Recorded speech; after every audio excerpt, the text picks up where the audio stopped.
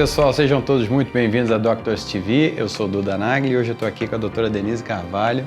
Vamos bater um papo sobre microbiota, sobre intestino, sobre a saúde como um todo, né? Porque não existe um intestino isolado, né? O corpo está tudo conectado. Vamos falar também sobre powerlifting, sobre como uma boa dieta, uma boa gestão ali da microbiota, da alimentação do intestino, ajuda também na performance. Muito obrigado por ter recebido a gente aqui.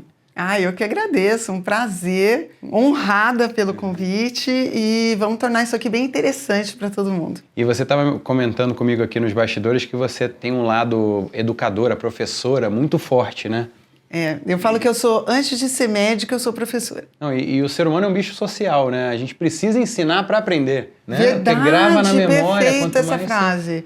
Exatamente, eu acho que é por isso, eu gosto tanto de aprender e quando eu ensino, eu tenho que estudar. Então, assim, não tem meio termo, né? Mesmo porque eu ensino para outros profissionais de saúde. Então, eu tenho que estar bem preparada. Procurando algum deslize para falar, viu, essa parte aqui... Ela errou, né? E, eventualmente, a gente erra, óbvio, né? Eu não sou perfeita. Mas, como eu amo estudar, né? Eu fiz do estudo uma forma de viver, né? E, ao mesmo tempo, eu também atinjo mais pessoas, né? Sim. Porque as pessoas perguntam, por que você não atende mais paciente tal no consultório? Eu sou uma pessoa só, uma consulta dura 2 horas, então a minha produtividade é muito pequena. E aí, quando eu ensino outros profissionais, eu não atinjo só esses profissionais, eu atinjo todos os pacientes atendidos por eles. Então, isso me traz muita satisfação. Pois é, e também é muito importante a gente preparar a gente, né? Eu estou aqui, mas preparar o próprio paciente para ele chegar fazendo as perguntas certas. Então, tem uma frase que eu gosto muito que é assim, um só idiota é capaz de fazer mais perguntas do que 1000 sábios juntos são capazes de responder. Ai, nossa, gostei. Porque faz aquela pergunta ali que não tem lé com cré, você tem que corrigir a premissa. Então, essa coisa de passar o conhecimento através de entrevistas, através de palestras, através de livros, isso ajuda muito a meio que montar como se fosse a microbiota intelectual ali para você poder resolver os problemas. Gostei desse termo, microbiota intelectual. Essa eu nunca tinha ouvido. Nem eu. Acabou de inventar. Mas é importante, né? Porque o ser humano tá sempre conectado, né? Sim, e sabe, Duda, o paciente também, através das redes sociais, YouTube e tal, a gente leva conhecimento e faz com que o paciente leve isso para o seu profissional. E o que acontece? Na hora que ele pergunta para o profissional, né, se o cara, né, se esse profissional é uma pessoa que fala assim, poxa, eu não sei sobre o que ele está falando, eu vou atrás, eu vou estudar, né? Alguns, num primeiro momento, rechaçam. Sim. Você não sabe nada, né? Quem sabe sou eu, né? Se eu não conheço, logo não existe, né? Exato. Mas isso tem mudado, porque até os mais ortodoxos hoje também estão nas redes sociais. Então, eles sabem que existe um mundo além daquele livro, além da universidade, da bancada do laboratório. Existe um mundo de coisas que fazem parte do ensino médico, do ensino em saúde, que a gente não aprende na faculdade. E, às vezes, quem traz isso é o paciente. E aí, na hora que o paciente, empoderado pelo conhecimento, que ele aprendeu através de YouTube, redes sociais, né? Aquilo que a gente estava falando antes, é tão democrático o conhecimento hoje que qualquer pessoa tem acesso. Um paciente traz o artigo científico para o médico. Né? E aí, se ele tiver sabedoria emocional, ele vai falar, poxa, vou atrás para trazer essa resposta, né? Então, eu acho que a gente passa uma revolução aí, né? Com tudo isso, e eu fico muito feliz de fazer parte disso. Tudo tem 2 lados, né? Ao mesmo tempo que todo o conhecimento humano está disponível quase gratuito através da internet. A quantidade de porcaria que tem na internet também, né? Uma coisa que me chocou muito é quando a minha filha estava para nascer, minha ex-mulher estava em trabalho de parto, e aí foi demorando. Eu fui lanchar no refeitório com os médicos. Aí eu vi os médicos comendo margarina, sabe? Com pão, na madrugada, virando a noite. Aí, sabe quando você fica assim, tipo... Porque parece uma contradição absurda. É uma contradição. Assim, desde que a gente entra na faculdade achando... quem entrou numa faculdade de medicina, né? Alguém que é estudioso, alguém que quer fazer tudo bonitinho. Eu tinha 17 anos quando eu entrei na faculdade. E eu fiquei chocada quando eu entrei, porque eram os mais malucos e tal, né? Eu falei assim, gente, mas isso aí vai ser médico, sabe? Esse tipo de coisa. E alguns amadurecem, né? Outros não. E ainda tem uma questão que envolve também o estresse. O médico, ele é muito estressado, não tem hora, né, para acordar, para dormir, né? Então, a hora que ele tem para comer, por exemplo, muitas vezes é a hora que ele tem para ter dopamina. Ele já esgotou toda a capacidade dele de manter o foco e disciplina. Sim, ele colocou todo esse foco e disciplina no exercício da função. E aí, na hora que é ele sozinho ali, ele fala assim, não, agora eu mereço, hashtag eu mereço, comer o que eu tenho vontade, beber o que eu tenho vontade. Então, infelizmente, isso, graças a Deus, tem mudado, mas infelizmente o médico normalmente não é um exemplo de saúde, né? Mas hoje a gente tem aí uma leva muito legal de profissionais de saúde, não só médicos, como nutricionistas, farmacêuticos, que estão vivendo aquilo que eles pregam, para se tornarem, na verdade, exemplo a ser seguido, né? Não apenas retórica, a mulher né? de César não basta ser honesta, tem que parecer honesta. Tem que parecer, né? Exatamente. Exatamente. Então, eles também precisam ser exemplos, né? Hoje tem um pouco mais dessa preocupação, não só com estética, mas também com uma questão de ser longevo, né? De ser uma pessoa que tem uma mente funcionando, né? Até uma idade mais avançada. Então, eu acho muito legal isso e eu acredito que isso tem mudado. Tem uma legião nova aí que está mudando isso. Mas era assim mesmo. Só comer porcaria, estresse, né? Sem atividade física, porque não tem tempo, né? Não dorme bem, porque fica ali... Antigamente era bip, né? Na minha época, quando eu me formei, era o bipzinho ali do lado. Então, a gente não tinha muito essa questão de cuidado. Hoje, graças a Deus, tem mudado. É que tem uma parte muito de vocação, né? A pessoa, para escolher ser médico e servir nesse nível de comprometimento é uma coisa muito profunda, é muito duro, e que nem né? sempre está pronto para isso. Não, é assim, sei lá, acontece um acidente, tem algum médico aí, você tem que estar o tempo todo pronto para... Né, do nada. Você já passou por isso? Já, até como cirurgiã? Já em avião, tudo. E é engraçado, sabe que é um dos pânicos do aluno de medicina, né? Ele fala assim, meu Deus, agora eu me formei, será que eu já posso dizer que eu sou médico dentro do avião? Só vou viajar com outro médico mais graduado. Vai que alguém entra em trabalho de parto dentro do avião, imagina, né? Então é um medo, né? Porque a gente leva uma carga de responsabilidade muito grande, né? Mas a gente aprende, vai amadurecendo e aprende a lidar com isso, né? Mas é verdade, o certo seria, né, que isso fosse apenas vocação, né? É, tudo misturado, né? Eu acho que, por exemplo, primeiros socorros eu acho que devia ser ensinado em tudo que é medicina de emergência. Medicina de emergência. Eu fiz um curso de APH de combate, estava fazendo a preparação para um filme, era para fazer primeiros socorros no protocolo MARC em combate de fuzil. Então era uma coisa muito complexa. Para mim foi uma experiência muito enriquecedora, assim. Eu recomendo muito que isso seja espalhado para civis, assim como eu, sabe? Porque um bom de ser artista é que você acaba tendo contato com muitos universos diferentes. Sim, imagino. Que legal. É muito legal. Deve ser muito legal. Mas como é que é, assim, essa vida de fazer cirurgia, na residência? Como é que foi para você essa transformação toda na sua vida? E depois, como é que você foi virando a chave também para esse lado da medicina integrativa, da saúde intestinal? O cirurgião geral, ele é a pessoa que opera abdômen, barriga, né? De modo geral. Então, a gente, quando entra na residência, inclusive ela é pré-requisito para outras especialidades cirúrgicas também, como coloproctologia, a própria gastrocirurgia específica. Então, o cirurgião plástico tem que fazer cirurgia geral, o ortopedista, até pouco tempo atrás não tinha, mas atualmente em alguns lugares precisa também, porque tudo que é especialidade cirúrgica devia ter a cirurgia geral como base. Eu fiz cirurgia geral nos anos de 2000 e 2001, então tem bastante tempo, né? Naquela época, a gente não tinha muitas mulheres fazendo cirurgia, então já tinha um certo preconceito, vamos dizer assim, né? E a cirurgia é uma área um pouco masculina, porque é meio bruto também, né? É um pouco bruto. Quando a gente trabalha com ortopedia, por exemplo, né? Entra em amputação e cirurgias que não são cirurgias muito delicadas, não, né? Deve ser um inferno, assim. Tem que ter um preparo psicológico muito grande, neurocirurgia, cirurgias cardíacas e tal. Então eu fiz a cirurgia nesses 2 anos e comecei a praticar Depois eu fui para endoscopia digestiva, que aí é uma área um pouco mais calma, embora tenha emergência e tudo mais, mas é uma área de procedimentos mais calmos normalmente, né? E fiquei exercendo isso por alguns anos. Eu fui médica perita também da Previdência.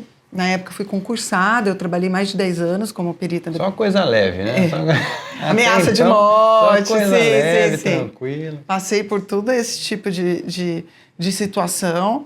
Eu acho que isso tem um pouco a ver com a minha personalidade, talvez, né? De buscar esse tipo de coisa. Mas em 2011 eu passei pelo divórcio. E foi um divórcio muito difícil, como todos são, né? Nenhum divórcio é calmo, né? Ninguém se casa achando que vai se separar, né? Então, é toda uma coisa que você constrói que acaba, né? Eu com 2 filhas, né? Então, foi muito difícil o meu divórcio. Ali, eu comecei a ter sintomas que eu não conhecia. Na verdade, o meu maior problema foi um quadro que a gente chama de hipomania. Eu não conseguia dormir, minha cabeça não desligava. Eu entrei num modo assim 24 horas. E eu tinha ao mesmo tempo distensão abdominal, e que eu achava que era meu normal, porque eu não sabia o que era ser normal. Sim. Porque eu tive uma doença com 6 anos, até conto isso no meu primeiro livro, que me fez tomar muitos antibióticos, corticoides e tal. Eu quase morri, foi por isso que eu decidi ser médica. Porque não tem médicos na família, né? E os meus pais tinham uma gratidão muito grande pelos médicos que salvaram a minha vida. Então eu falava assim, nossa, eu quero ser essa heroína. Né? Eu tinha esse negócio, é quase uma capa, né? O avental médico era a minha capa. Sim. E aí, lá em 2011, por causa do nível de estresse que foi muito grande com o divórcio, que a minha filha menor ia fazer 2 anos, ela era muito pequena e tal, eu comecei a ter esses sintomas e comecei a procurar tratamento. E aí, parei num colega psiquiatra, ele me deu uma série de medicações que em alguns aspectos me melhoraram, em outros pioraram. E aí eu falei assim, gente, não dá para cuidar de 2 crianças tomando essa medicação e sendo perita, que era uma atividade de periculosidade. Então, eu falei, não, vou ter que aprender uma outra forma de me tratar. E comecei a estudar, isso foi em 2011, então assim, a gente não tinha internet, né, com muito conteúdo de medicina integrativa, funcional ainda. Eu busquei fora do país e encontrei alguns colegas nos Estados Unidos especificamente e comecei a aprender com eles. Eu falei, nossa, é para isso que eu fiz medicina. Eu senti que aquilo tudo fazia sentido, né? Eu tratar as condições a partir da causa. Sim. Da base, o porquê que aquilo aconteceu. Não adianta só eu cuidar do final, que seria a medicação psiquiátrica, né? Não estou dizendo que as pessoas não precisem, mas não adianta eu cuidar do final, é mais ou menos aqui eu costumo falar para os pacientes, né? Você imagina que pegou fogo num transformador. Não adianta eu só tentar apagar o fogo sem tirar ele da tomada. Então é mais ou menos essa visão que eu tinha. A fonte do problema não vai secar nunca, né? Vai continuar... Vai continuar acontecendo. Então, eu falei, eu não nasci precisando de medicação psiquiátrica. O que aconteceu? E aí eu comecei a estudar para me tratar. Foi aí que eu descobri o que era disbiose. Foi aí que eu descobri que microbiota dos intestinos influenciava o corpo inteiro. E ali eu comecei a me tratar, primeiro a partir da alimentação, mudando o que eu comia, porque eu era a médica tradicional como esse, que só comia porcaria, né? Comia no carro, entre um local e outro de trabalho, não tinha hora, final de semana bebia muito, porque eu queria relaxar, eu queria, quando eu não estava de plantão, óbvio, né, porque ainda tinha os plantões, né, e comecei a entender que se eu não mudasse o meu estilo de vida, eu não ia conseguir tirar a medicação. É impressionante como está tudo encaixado. Tudo, né? E olha, Duda, se você conversar com 10 médicos que estão nessa área, pelo menos 9 vieram por alguma dor própria. Pois é mesmo, faz sentido. Ou é alguém, ou ele mesmo, ou é alguém muito próximo, um filho, o pai, alguém próximo dele precisou de alguma coisa que a medicina não conseguiu contemplar. E aí ele falou assim, vou ter que pisar fora da caixa para tentar resolver, porque tudo que tinha na caixa eu já usei. Foi mais ou menos o que aconteceu comigo. E aí eu falei assim, gente, que maravilhoso, foi para isso que eu fiz medicina. Assim, eu me reapaixonei pela medicina, que eu andava muito desanimada. Mas como que eu ia deixar de fazer aquilo que eu fazia, né? E aí eu descobri, nessa época, existiam poucas pessoas aqui no Brasil que faziam isso. Eu comecei a fazer e cada vez aquilo crescia mais dentro de mim, a ponto de em 2017 eu me exonerei do cargo público. Até então eu só estudei e voltei para atendimento Foram, de consultório. tipo, 5, 6 anos 5, 6 anos de estudo, de dedicação. transformação. E nessa época, a rede social para mim era o meu caderninho de notas. Eu estudava e ia para a rede social e escrevia sobre.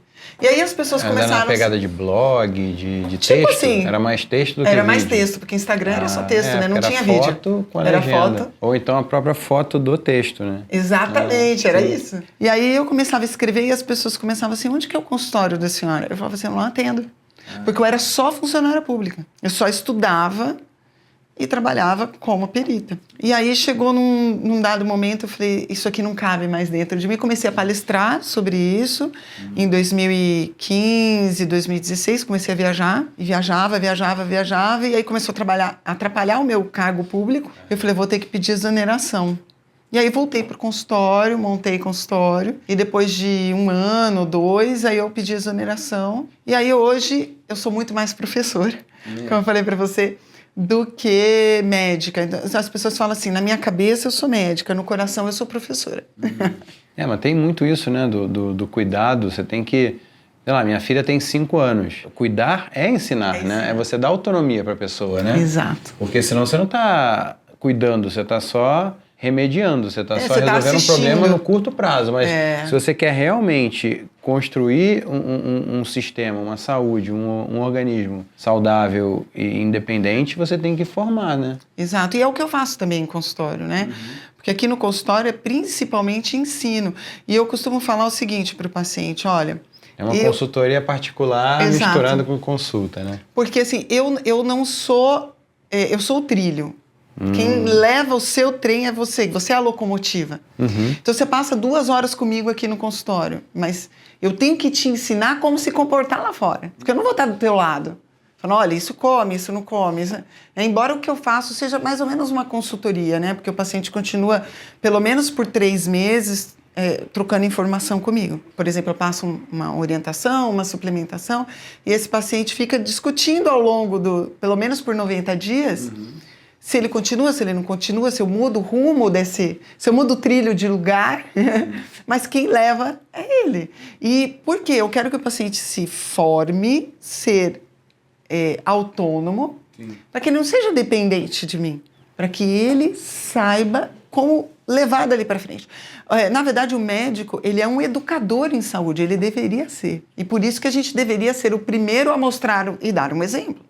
Porque senão chega num momento que fica incoerente. Faço o que eu digo, não faço o que eu faço, né? Por exemplo, eu falo assim, olha, exercício faz parte da saúde, a gente sabe disso, só que eu não faço exercício. Ou eu costumo colocar a foto do prato que eu como e tal. E eu como coisas que o pessoal acha estranho, por exemplo, um café da manhã, né? Por exemplo, essa semana eu até coloquei filé mignon com uma mandioquinha e uma salada de rúcula. Eu estava comendo no café da manhã. Mas no horário de café da manhã? 6:30 da manhã, 7 horas, porque eu como bem cedo de manhã. E eu costumo comer comida. Então, às vezes eu como um salmão, um frango, e às vezes eu como... Até essa semana eu coloquei, hoje eu tô comendo normal, era ovo. Eu falei, ovo com espinafre, mais ou menos normal, né? Acho que não é todo mundo que come. Mas acaba que tem, tudo que é lugar tem um omelete com espinafre. Eu faço isso com espinafre. Mas que no Brasil não seja tão comum. Nos Estados Unidos é bem comum, né? Essa coisa de ovo com espinafre de manhã, ovo com cogumelo. Com cogumelo, sim. Mas lá tem um prato que eu gosto muito, que é o steak and eggs, que é um bifão com ovo. Então, que aqui delícia. é raro de ver. Tem o bacon, bem aceito. Exato. Mas o bacon acaba que tem conservantes. O bacon tem a questão dos nitritos. Né? O nitrito, ele vem a partir... Porque o bacon é um alimento curado. A microbiota, que teoricamente faz a cura, né? Ela pega o nitrato proteico, né? Derivado proteico, e transforma em nitrito. E a gente tem, por exemplo, a teoria das nitrosaminas, é importante para câncer de cólon, por exemplo. Então, eu teria que tomar cuidado com alimentos curados de base proteica. Então, salsicha, linguiça, o jamón serrano, né? Esses alimentos que são curados, o bacon. O curado normal, né? Aquele que é exposto ao ar, a carne seca. Se a gente consumir demais... Ele muda um pouco isso. É pior né? ainda. Porque eles adicionam coisas de fora, né? Exato. Aí isso a gente teria que tomar cuidado. Mas claro que eventualmente você consumir isso, não é isso que vai te levar ao câncer de cólon, né? É um conjunto de fatores, né? De genética, de hábitos, de bebida alcoólica, remédios que a gente pouco fala, né? porque remédios têm uma influência muito grande no sistema digestivo. Então, a gente está falando de câncer de cólon, a gente fala muito desses alimentos, mas não são só eles, né? Então, o problema do bacon seria esse, vamos dizer assim. Mas, não, eventualmente, não é um problema, né? O problema é a gente comer todo dia. O problema é quando você coloca na rotina e faz aquela exposição diária durante muitos anos, né? Sim. Né? É a monotonia alimentar, né? Que não é bom para nada. Muito menos para o sistema digestivo. Porque se você parar para pensar, né, na natureza não tinha essa coisa de vir banana o ano inteiro. Sim. Aliás, a banana nem tinha no Brasil, veio da Ásia, acho que da Indonésia, coco também, né, manga vem da Índia. Não tinha nada disso quando os portugueses chegaram aqui. Não tinha banana, não tinha coco, não tinha... É que a gente vive num país que é privilegiado, né? No ano inteiro a gente tem fruta e muitas coisas que você consegue ter o ano inteiro. Né?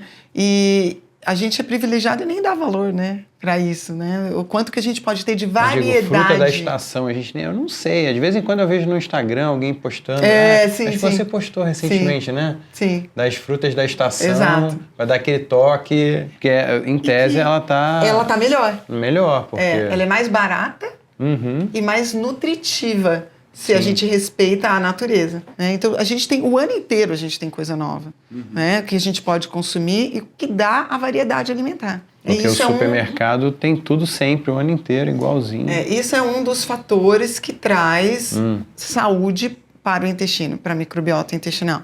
A diversidade alimentar, a ausência de monotonia alimentar. E os defensivos, agrotóxicos, essas coisas? Isso dá para a gente controlar um pouco? Ou é muito difícil? Até essa saída da monotonia deve ser bom nesse sentido também, porque você dá uma diversificada no risco também de possíveis... contaminantes. Químicos contaminantes. Sim. É muito difícil hoje a gente falar em ausência de intoxicação, né? Porque a água é contaminada, o lençol freático é contaminado. Né? E mesmo que você esteja comprando um orgânico, ele tem que ser também, né, receber água. Né? Então, é muito difícil a gente ter ausência de contaminação. Né? A não ser que a gente vivesse, né, como um ermitão, plantando o que a gente come. E quiçá, né? Porque a chuva também tem contaminantes. Né? Então, a própria chuva, a gente chama até chuva ácida. Você pode ver seu carro, né? Se você deixa... Porque a chuva vem lavando a atmosfera, né? Então, ela também traz alguns contaminantes. Como é que a gente vai ver desse jeito, né? O tempo inteiro, ai meu Deus, estou meio contaminado. Então, não, sem neurose. Né? Mas a partir do momento que você para, dá uma estudada, aí você decide e depois você só executa o que você decidiu previamente, né? Tipo, vou cortar tais ingredientes. Sei lá, glutamato monossódico, por exemplo, que é uma coisa que parece não ter nenhum benefício. Nenhum benefício. Não. Aliás, eu acho o gosto até meio estranho. Eu almocei no restaurante hoje e acho que tinha na farofa. Aí eu fiquei o tempo todo desconfiado, sabe assim? Sim. E atrapalhou minha experiência. Estava gostoso? Tava, mas eu fiquei o tempo todo meio encucado com isso. Mas, botaram glutamato aqui na minha farofinha. Mas veja bem, até isso a gente tem um equilíbrio. Se for algo que você faz eventualmente, quem faz o Duda ser o Duda? O que ele faz todo dia. É a sua rotina. É até saudável. E aí eu costumo falar sobre o 80-20. Né? 80% do tempo fazendo a dieta, 80% do tempo trabalhando, 80% do tempo fazendo aquilo que te demanda. Mas você tem que ter os 20. E essa questão do 80-20 entra até na questão digestiva, sabia? Tem uma coisa que chama Hara Hashibu, que é você comer até 80% do seu estômago repleto. Então, nada demais. Nunca se exceder. E por que isso? A gente está falando de estética? Não, não é só estética.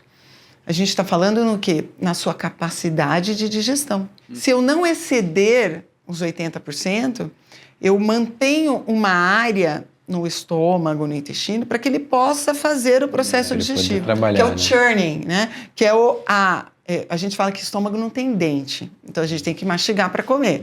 Só que o estômago ele tem um peristaltismo próprio que faz essa emulsificação. Então ele mistura as enzimas digestivas com o alimento.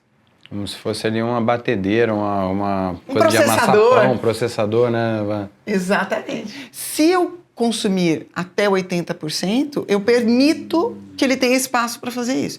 Então, existe uma otimização do processo de digestão, que a gente vive hoje uma epidemia de má digestão. E por várias razões, né? Primeiro, pelo excesso de comida. Eu comi até... não estou aguentando mais. Pode crer. Uma parte daquilo não vai ser digerida, porque a gente excede a nossa capacidade de digestão. Outra coisa é o envelhecimento da população, assim como os ovários entram em falência com a menopausa.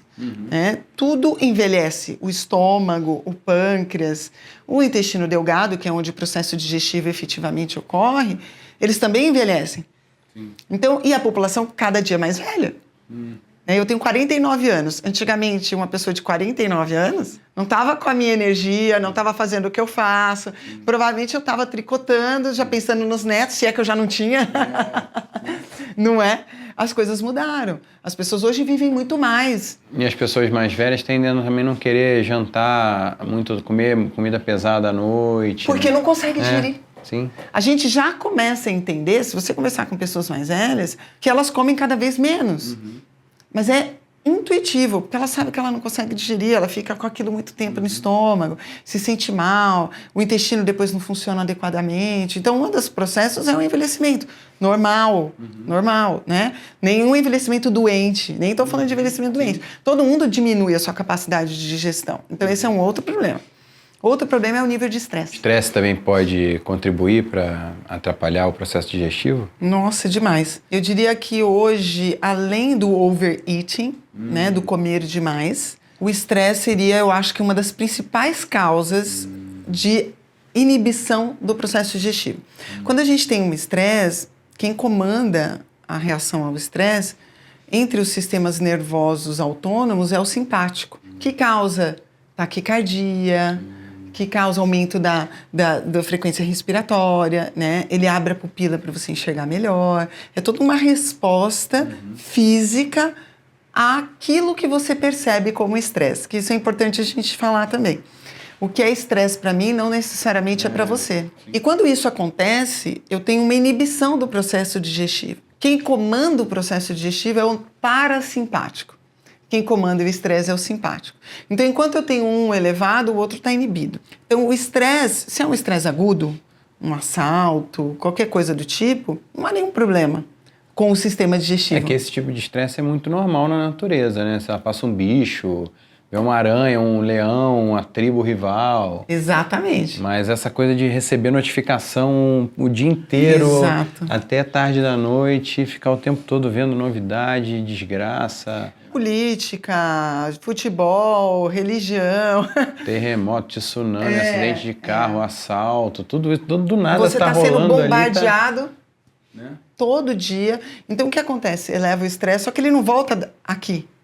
Ele volta já num patamar mais alto. E aí você fica o dia inteiro, e se bobear, sentado no sofá da sala, assistindo televisão, como se um leão estivesse atrás de você. Então, isso é um dos grandes inibidores do processo digestivo. E o que é pior, Duda? Quando você está estressado, o que você faz? Dá vontade de comer porcaria, né? Exato. E é muito comum você ainda comer demais. Sim. Atrás da dopamina. Né, atrás do prazer, porque o estresse te depleta. E isso, para quem está ouvindo a gente, pode ser um problema no trabalho com o chefe, pode ser uma separação, pode ser um problema com o filho. O nosso corpo ele vai reagir em termos de estresse assim como tivesse um leão atrás de você. O psicológico não sabe a diferença. Né? E o físico reage exatamente igual. E aí a gente está comendo demais, a gente está envelhecendo, a gente está estressado, e a disponibilidade de comida é enorme. Não, é uma oferta absurda. Hein? Todo lugar que você vê tem uma lojinha de conveniência com 5.000 opções de comida. O Instagram, por exemplo, vai aquela coisa porn food, né? Fica aparecendo aquela cremosidade, aquelas camadas acolheradas de sorvete. Eu falo para os meus alunos, churrasco. Cuidado. Se você olhar o seu For You lá do Instagram e só tá aparecendo receita, isso é um baita sabotador. Comer é tão essencial à vida que dificilmente você ignora o estímulo a comer. O estímulo a comer pode ser visual. Assistir receita. Sim. Por exemplo. E as pessoas são profissionais nisso, né? Em ficar aguçando, instigando cada vez mais, né? E você sabe, Duda, que hoje o sistema digestivo está no centro do controle do apetite. Eu não preciso nem falar o nome de medicação, das canetinhas, por exemplo. Nossa, tá muito na moda. E sabe que é um hormônio intestinal. Não, e mudou o PIB agora eu esqueci o país. As ações da empresa, né? Não, eu digo, impactou, sei lá, 2% do PIB do país inteiro, só por causa desse laboratório. Eu vi um artigo também que falou que a quantidade de dinheiro, de lucro das companhias aéreas americanas por estarem transportando menos peso dos passageiros. Gasta menos combustível, né? Mas e olha que loucura. Absurdo. E por que eu estou falando que loucura, né? O principal hormônio envolvido nessas medicações, ele é chamado de GLP-1. É um hormônio intestinal. Então, hoje, está no centro do emagrecimento o conhecimento do sistema digestivo. Porque não é só o GLP-1, que é um hormônio sacietógeno, ele traz saciedade, que é produzido dentro do intestino.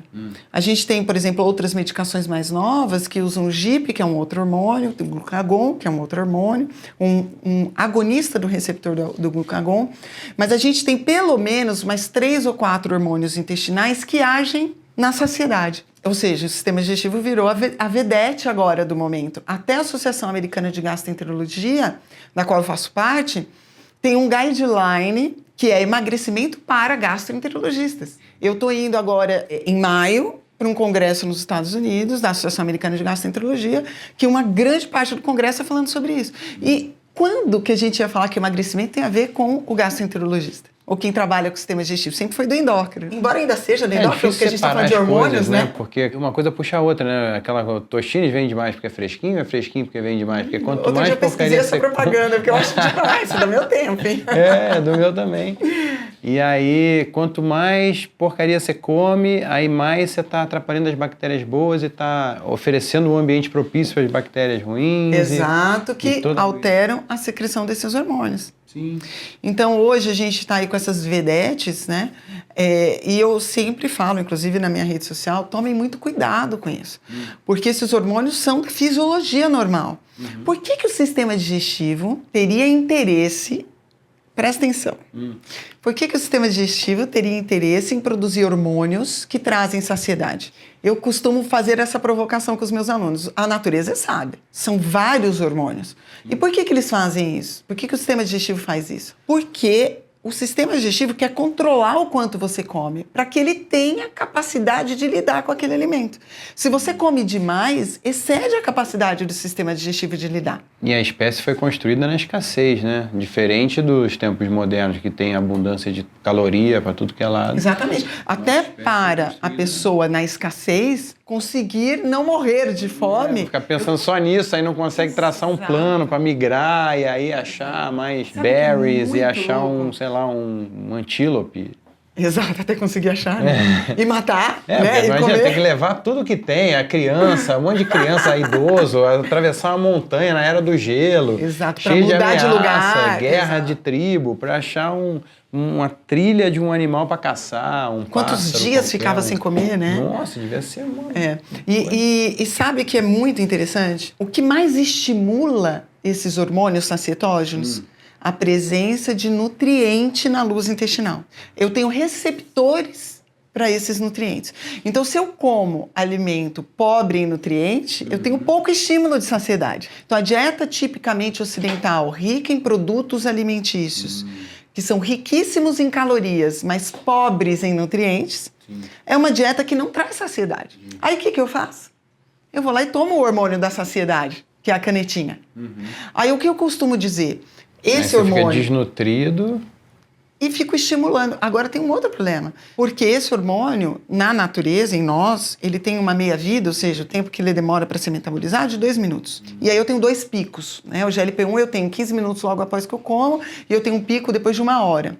Quando eu uso a caneta, eu fico com um pico artificial por um tempo super prolongado. Qual vai ser o efeito disso a longo prazo? Nós não temos estudos, exatamente, a longo prazo, da modificação da fisiologia normal.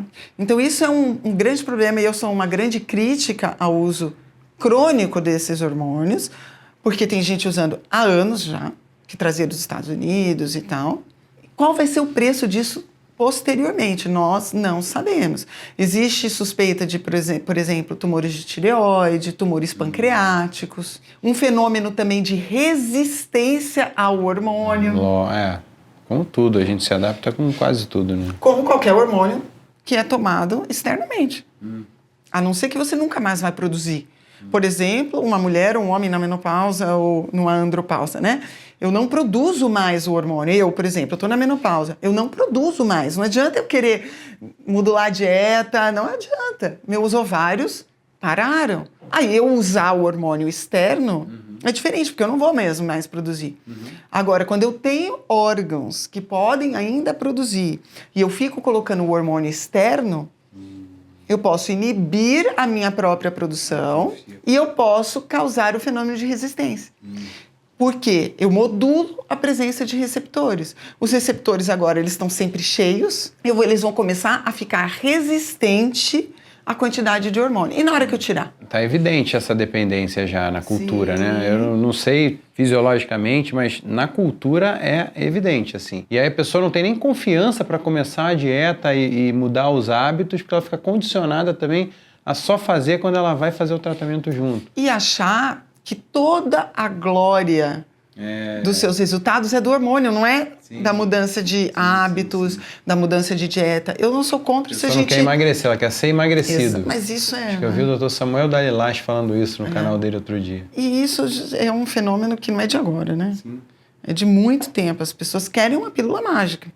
E dentro do que a gente chama de medicina funcional, né, que é o que eu comecei a praticar 10 anos atrás, ela faz parte do que a gente chama de medicina do estilo de vida. Então, a gente tem vários pilares da medicina do estilo de vida, né? Um deles é a dieta. Então, não adianta eu tomar um hormônio desse, comer pouco, mas só comer porcaria. Eu comer alimentos pobres em nutrientes. Muito ajuda quem não atrapalha, né? Não atrapalha, faz a sua parte aí.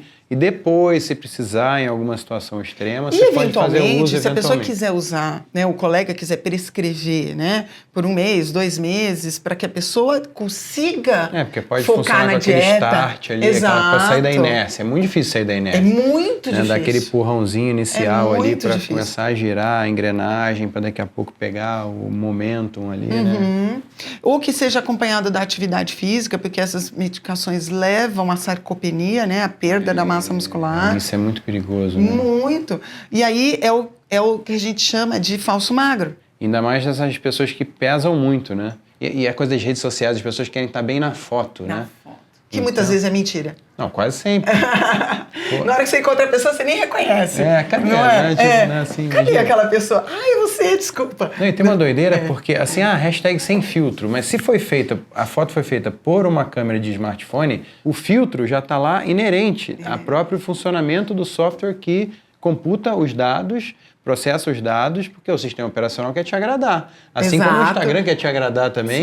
Sim, para você continuar usando. Você bota a foto lá, aquela foto já não é real, sem filtro. Foi um processamento da Apple, da Google, né? E depois você ainda vai colocar o Photoshop, o Facetune, não sei o quê, depois o filtro do Instagram. É uma loucura. E se você está falando isso, eu estou lembrando que no final de semana, né, eu estava palestrando no Arnold e tive uma maquiadora, né?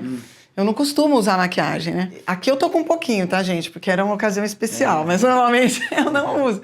Eu uso um protetor solar com cor, né? Que é a melhor invenção do planeta, né? Já faz uma proteção solar e já é uma base, né? Isso que eu uso normalmente. E eu fiz uma maquiagem, eu fiquei assim, meu Deus, eu não estou me reconhecendo, né? E aí a maquiadora fez uma foto com o celular dela na hora e parecia uma foto de revista, ou uma foto de filtro desses do Instagram e tal, né? Eu falei, meu Deus, eu vou ficar mal acostumada com isso, tira logo isso, né?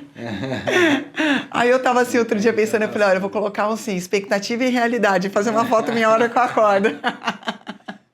Pra vocês verem que não é bem assim, né? Ainda mais eu vejo a minha filha vendo tudo isso, assim, as crianças... Pois ela tá numa geração agora... 5 anos já nesse mundo onde já tem todos esses filtros, inteligência artificial... geração de imagem, né, a partir de comando É um de desafio, voz. né, Não, vai ser uma doideira. E um outro desafio para quem tem criança pequena é o uso desses artifícios, celular, iPad, na refeição. A gente vai em restaurante, eu fico chocada. Não tem uma criança que não esteja com a família com um iPad ou um celular na frente. Hipnose eletrônica, né? Uma hipnose, exatamente. Você dá uma hipnotizada na criança, a criança sossega ali, aí o adulto pode conversar e tal. E sabe que isso está por trás... dá mais comida ainda para criança. Para a mãe fazer a criança comer, né? A angústia da mãe. Eu sei porque eu sou mãe também, né? Mas... Não, às vezes, é igual eu estava falando da canetinha, às vezes é útil, às vezes, sei lá, a criança está meio doente ou está no carro, vai ficar... Novamente, 80-20. Vai ficar 4 horas no carro ali, numa viagem. Não vai ter paciência e tal, né? Mas sabe que isso está por trás, comer toda vez distraído, está por trás do aumento da incidência de alergias alimentares, por exemplo. Porque você e não da escuta disbiose o próprio também. corpo e come uma Você coisa não que está tem te fazendo mal. consciência do ato de se alimentar. Uma parte do processo digestivo é chamado de digestão cefálica. A partir do momento que você vê o alimento, por exemplo, você foi num restaurante, você pediu a comida, você está com fome. Cada vez que o garçom se aproximar da sua mesa, você saliva, não é? Saliva, aí o cara vira para a esquerda assim, não. Aí você faz, né? Ali você já começou a digerir. Porque 20% do processo digestivo é comandado pela digestão cefálica. Então, a partir daquele momento, se a criança não tem consciência que ela vai comer, se ela está ali no iPad, que ela nem pisca, que a mãe está enfiando ali, 20% do processo digestivo dela já foi. E a mastigação? Eu tenho mania de fazer isso também, eu confesso. Eu boto um vídeo no YouTube no 2x, com fone, e fico lá comendo, às vezes de colher, sabe? Assim, Bem mais rápido. Ou então ficar ouvindo o áudio do WhatsApp, aqueles áudios de Sim. 5 minutos e 24 segundos no 2x, sabe? Que bota o fone lá. E é uma coisa que eu chamo a atenção também dos pacientes e tento, dentro do possível, porque eu também sou uma pessoa extremamente ocupada, né? Mas dentro do possível, evitar fazer isso. Comer é um ato que deveria ser feito com atenção.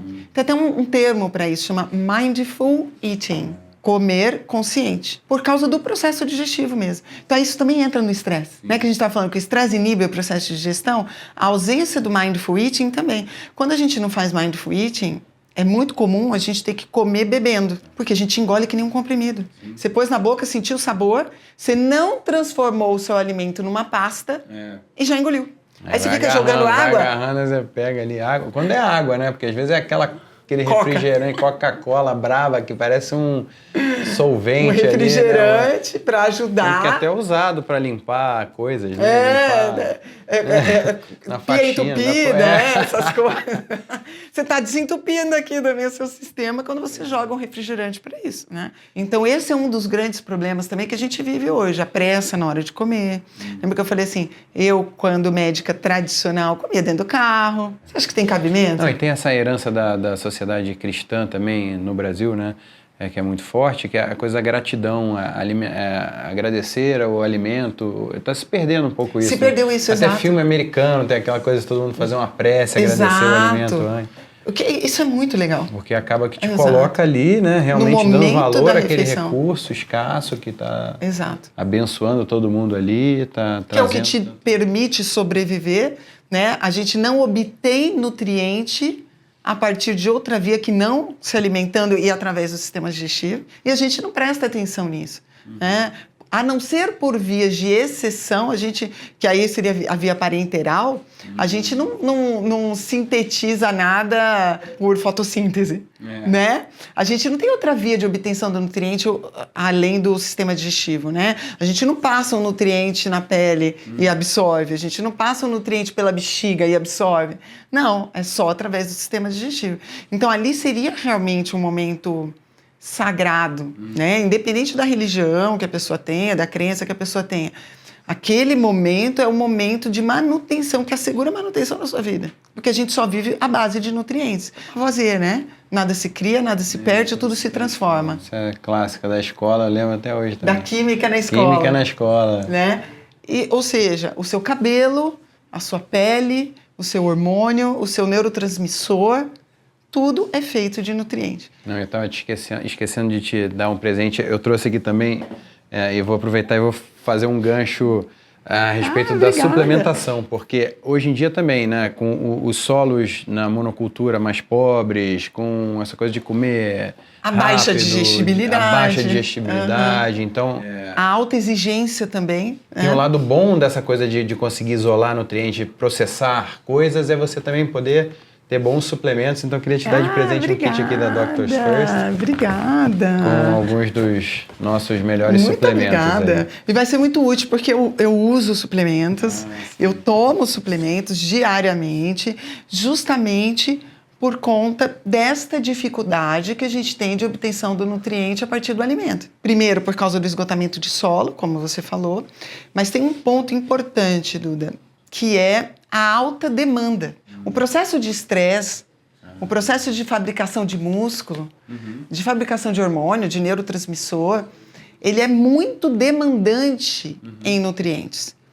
E é muito difícil você estar constantemente comendo alimentos ricos em nutrientes e que você consiga digeri-los adequadamente para que você chegue na moeda. Eu costumo dizer para os meus alunos que o alimento ele é uma pepita de ouro, ele não é dinheiro. Quem transforma essa pepita de ouro em dinheiro somos nós, dentro da gente. Mas nem sempre a gente consegue processar. Você não passa batido, né? Ele vai embora pelas fezes. Vai alimentar quem? A microbiota, que acaba ficando disfuncional, que recebe alimento demais. Fica gordinha, vamos dizer assim. Fica desbiótica. Então, uma forma da gente obter o nutriente, que muitas vezes fica em falta, né? É a gente suplementar.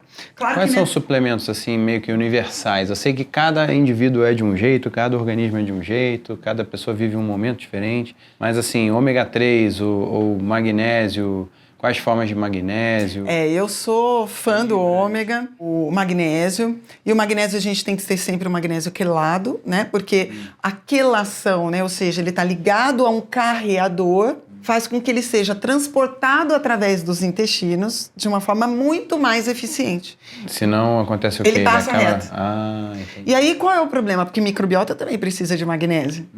O grande problema é que o magnésio, quando ele não é quelado, eu não posso dar uma dose suficiente para que ele haja no cérebro, nos músculos, no coração, em outros locais, e ele acaba causando diarreia. Então esse é um problema, porque ele solta o intestino.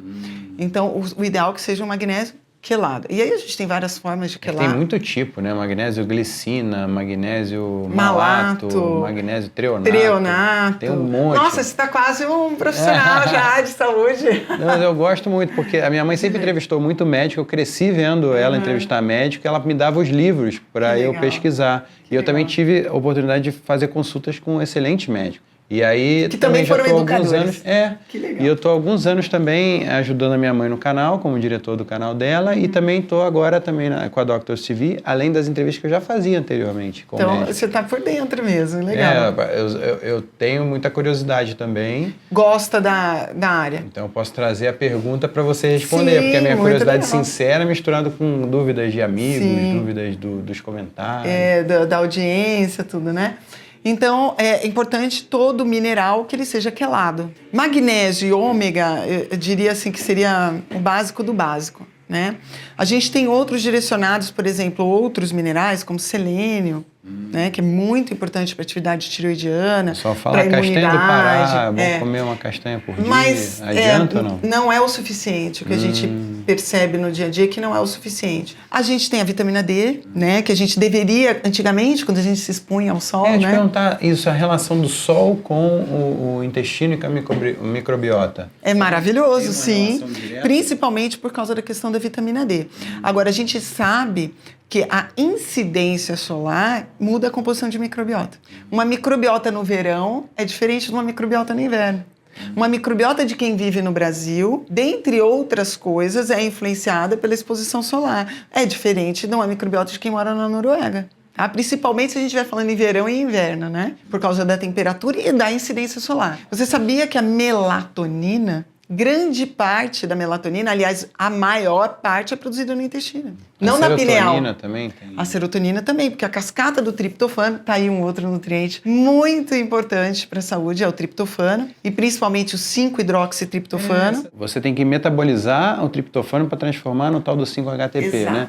Através de uma enzima que se chama triptofano hidroxilase. Eu tenho que hidroxilar esse triptofano. E aí sim ele entra na cascata da serotonina. Porque o triptofano mesmo, ele pode ser direcionado para 3 vias diferentes. Da quinurenina e do indol, que é da microbiota. Quando eu já tenho ele metabolizado em 5-hidroxitriptofano, que é o 5-HTP, ele fica na cascata da serotonina. Ele se torna, né, serotonina e a serotonina se torna melatonina. É a mesma cascata. Entendi.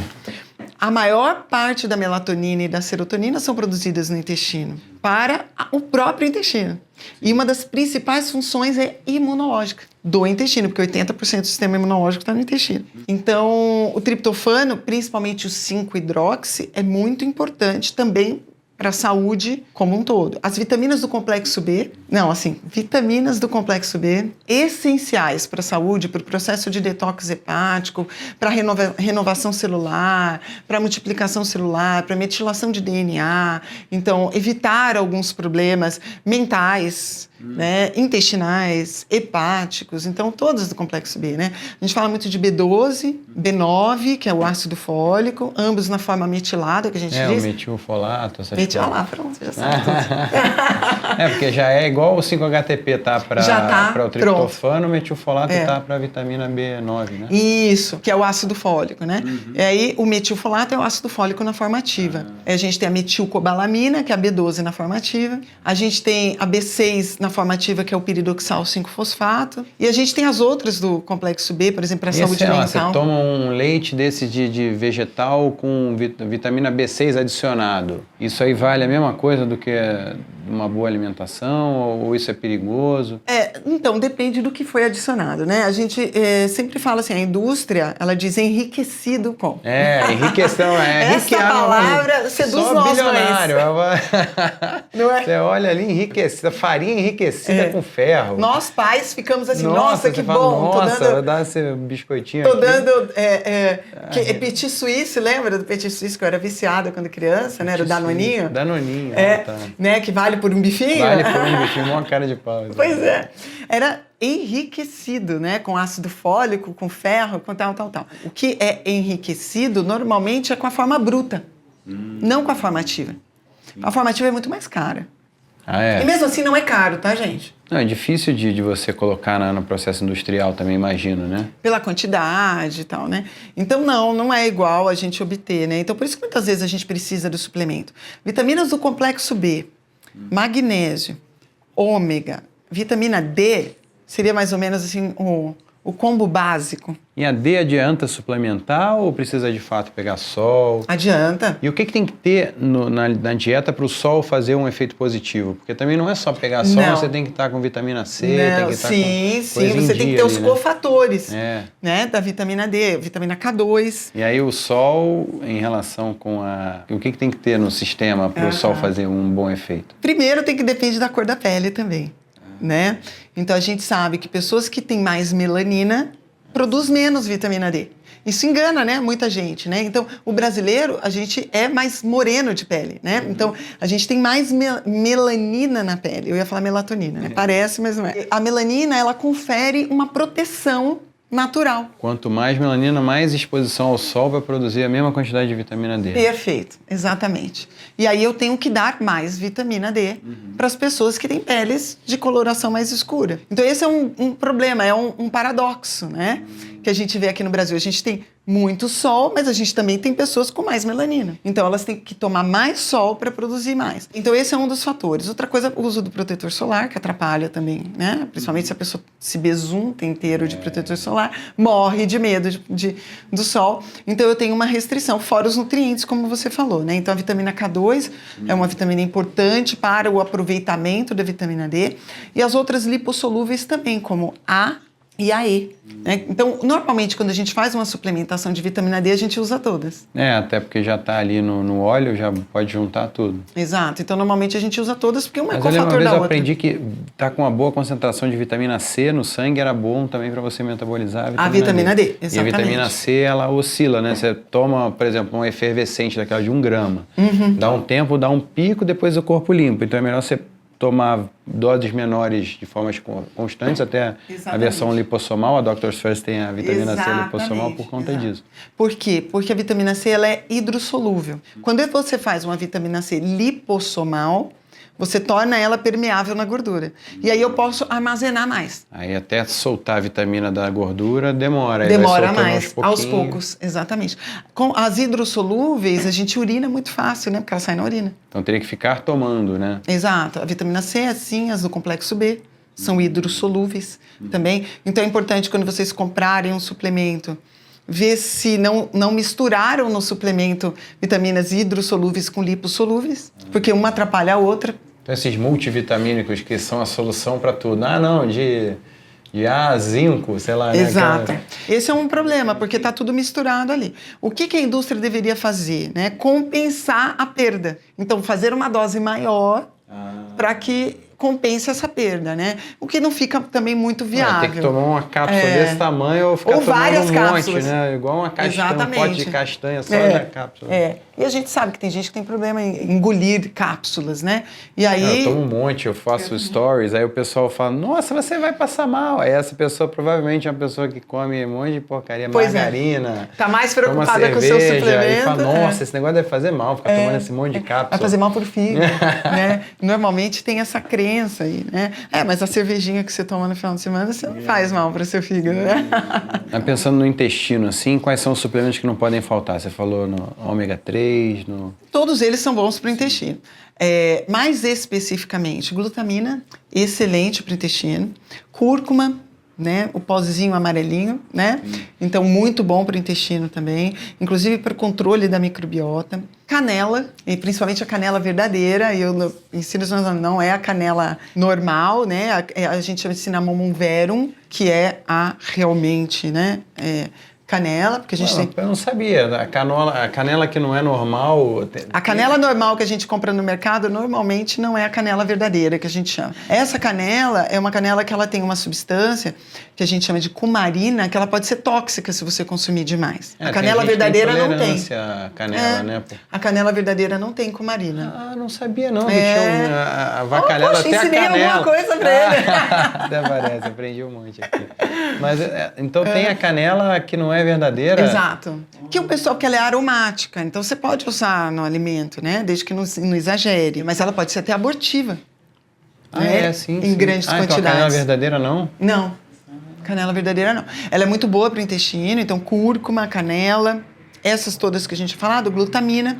Hoje em dia a gente tem falado bastante da creatina, não apenas para os músculos, né? Mas também para a saúde mental e saúde intestinal. Que é para a produção de energia como um todo, Como né? um todo. Não então, só para a de manutenção da permeabilidade intestinal saudável, tanto também? creatina quanto glutamina. E pode ser para todas as idades, criança, idoso? Pode. O que precisa saber é que creatina modifica a creatinina sanguínea.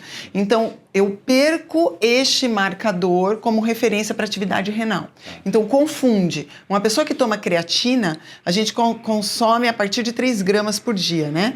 A pessoa que toma creatina, ela pode ter uma elevação da creatinina. E isso não quer dizer que houve deteriorização da função renal. Só que então eu perco Então, uma pessoa que não toma suplementação de creatina, mas tem uma creatinina alta, aí é um indício de que tem que ficar atenta. Tem que ficar atenta na função renal. Mas uma pessoa que suplementa com creatina vai ter a creatinina alta e no custo-benefício está tudo dentro do esperado. Porque isso não quer dizer que está ruim o rim. Aí eu tenho que usar como fonte de avaliação renal a cistatina C, que é um outro marcador. É que pouca gente sabe disso. Às vezes o próprio médico fala, cuidado, não toma creatina que vai alterar a sua função renal. Não é que altera a função renal, é que eu perco ela como pessoas que têm muita massa muscular também são pessoas que têm creatinina alta. Porque a creatinina, ela é um produto da creatina. E a creatina está aumentado em quem tem muito músculo, né? Então, pessoas com maior níveis musculares também têm um aumento da creatinina. Não quer dizer que é alteração da função renal. Então, creatina é excelente para o intestino também, né? E os prebióticos, né? Isso é interessante, hein? Fibras, que a maior parte da população não consome. Quais são as mais raras na consome. dieta e que a gente precisa ficar mais atento, assim, dos prebióticos? Qual a gente deveria consumir? Qual que a gente tem que consumir mais, assim, porque, sei lá, tem a dieta padrão brasileira. Arroz, feijão, carne, frango, um pouco de salada, um pouco de alimento processado, um pouco de leite. O que a gente tem que priorizar. Né? Quando a gente está pensando em prebióticos, são as fibras dos alimentos, né? Principalmente as raízes. Então, as raízes tipo batata doce, mandioca, tem bastante fibra. O que puder consumir com casca, melhor. O psyllium, que é uma fibra sensacional para o intestino. Ela ajuda tanto na parte de regular o intestino, então para o tratamento da constipação, mas também regula. Então, pacientes que têm uma tendência a ter mais diarreia, o psyllium ajuda a formar um bolo fecal mais saudável. Então, o psyllium é excelente. Uma colher de sopa por dia de psyllium. Que horas? Antes da refeição, depois? O ideal, olha, ele pode ser usado como um estimulante do GLP-1 para trazer saciedade. Claro que ele não é igual uma caneta, né? Porém, ele é um estimulador do GLP-1. Você vai comer, vai sair para jantar, o pessoal vai comer um rodízio de pizza. Aí antes você pode tomar uma colher de sopa. Uma colher de sopa, psyllium, dilui na água e toma rápido, porque senão ele forma um gel. Aí vai ter não que pode comer esperar igual muito. Gelatina. Exato, não, aí fica horrível. Aí você mistura, toma... E pronto, aí... você pode usar o psyllium numa receita, né? Eu faço, inclusive tem no meu perfil no Instagram um pãozinho que eu faço com whey, ovo, psyllium, e aí eu uso uma ou outra fibra que você pode colocar uma chia. Um bolo de fubá. Minha mãe fez um bolo de fubá outro dia, botou o psyllium, ficou bom. Ficou com uma carinha ali de integral e tal, mas ficou gostoso. Mas é excelente para o intestino. Não atrapalhou o gosto, pelo contrário. Ficou não, ele é muito neutro. Ele é neutro, exatamente. Ele não modifica o sabor. E faz muito bem para ela, né? Para o intestino dela e tal. Porque ele alimenta a microbiota que a gente quer, tá? E aumenta dentro dos intestinos os ácidos graxos de cadeia curta que estão relacionados à longevidade, né? Então, hoje, quando a gente estuda a microbiota de longevos, né? Pessoas que passaram dos 100 anos, tem muito ácido graxo de cadeia curta no intestino. E o psyllium é uma excelente opção. A gente tem a goma cássia, a goma arábica, arasabinos galactanas, que aí são suplementos específicos, que são menos comuns da gente achar. Pode tomar em cápsula também? Pode. Às vezes vende em cápsula, né? Pode. Eu acho mais prático. Eu sou do time cápsula. Você falou que tem muita gente que tem dificuldade com cápsula. Com cápsula, mas dá para fazer em sachê pode misturar ou cápsula. Dá, com a colher, Dá sim. E as fibras são a pectina da maçã, é uma outra também muito interessante. Então faz muito bem para a saúde. Com casca.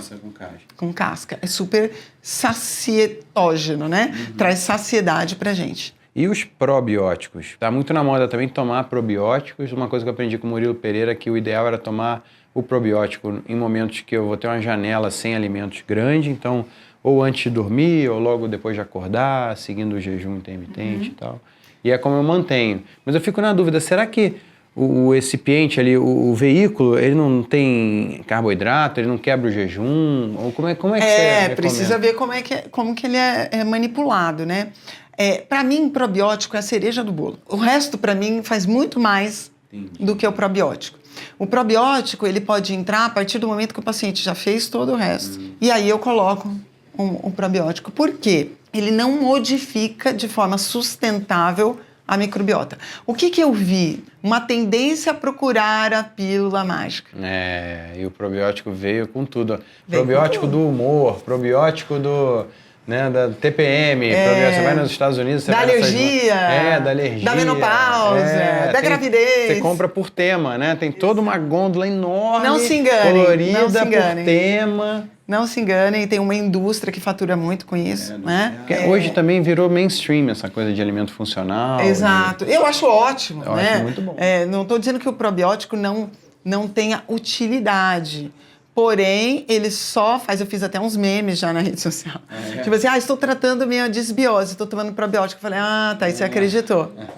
Você acreditou, né? Você acreditou. Não, isso seria a ponta do processo. Nem todo mundo precisa tomar. Aliás, aqui no meu consultório, eu prescrevo para 10, 15% das pessoas. Eu faço um monte de coisa antes, né? Eventualmente, para algumas doenças específicas, a gente tem uma robustez de evidência científica para cepas específicas também, que são cepas catalogadas de bancos próprios que ficam na China, Bélgica, na Alemanha, que são cepas que foram estudadas, que têm nome, sobrenome, RG e tal, elas têm até um número que as identificam. São essas cepas que foram estudadas em artigos científicos. E aí eu tenho um lugar, por exemplo, para pacientes com psoríase, para pacientes com doença celíaca. Então, são cepas específicas para doenças específicas. A gente tem robustez de evidência. O restante é um pouco questionável. Mas assim, se eu tenho uma população que eu não posso mudar as outras condições... Aí você vai ali para... É o que eu tenho. Melhor que nada, né? Exato. Aquela coisa, é melhor fazer alguma coisa. Exato. Entendi. Então assim, não é que não sirva para nada, mas e não a parte dos fungos, assim, por exemplo, eu aprendi também com o Murilo Pereira das micotoxinas do amendoim, que é bem perigoso. Exato. Porque o amendoim é um alimento relativamente barato e as pessoas estocam de qualquer jeito, não tem padrão, não tem controle. Aí dá um tipo de mofo que é termorresistente. Então você esquenta, você torra, você faz tudo e o mofo continua lá. A micotoxina continua lá. Exato, que é um grande problema, né? As micotoxinas, elas precisam passar pelo fígado para o processo de detox e isso acaba sobrecarregando demais o fígado no processo. Então, fora o tanto que a gente pode ter de efeitos em pele, ou hoje também chamada estaminose intestinal, ou intolerância histamínica, está muito relacionada com os fungos, por causa de um dos metabólitos que se chama acetaldeído, ele parece um álcool. Então, ele afeta o fígado igual o álcool afeta. O pior é que dá ressaca. Ruim, dá ressaca, mas não dá a onda, entendeu? E dá também uma neuroinflamação. E você tem dificuldade de ligar a causa ao efeito, né? Exato. Você não sabe por que você está se sentindo porque mal. A pessoa tem um hipercrescimento fúngico, muitas vezes. E qual é o principal local de crescimento fúngico? Intestino.